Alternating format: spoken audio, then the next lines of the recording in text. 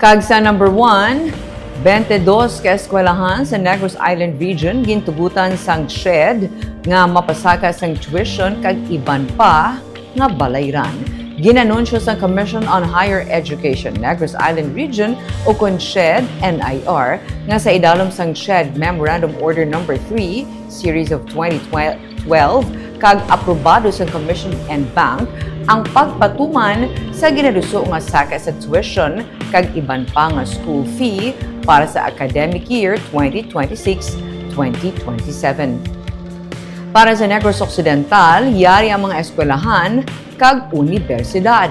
VMA Global College, La Consolacion College Bacolod, La Consolacion College by City Silay Institute, Colegio de Santa Ana de Victorias Incorporated, Riverside College Incorporated, Southland College, Central Philippine Adventist College, Mount Carmel College, University of Negros Occidental Recoletos, Colegio San Agustin Bacolod, University of St. La Salle Bacolod, College of Arts and Sciences of Asia and the Pacific, Sacred Heart Seminary, Cabancalan Catholic College, Cabarrus Catholic College.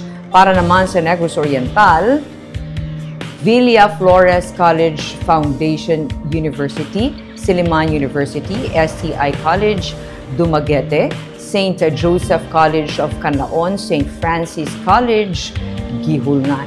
Sunod sa CHED ang approved application, ang subjects, applicable requirements, conditions, kag compliance provisions sa idalom sang CHED Memorandum Order No. 3 Series of 2012.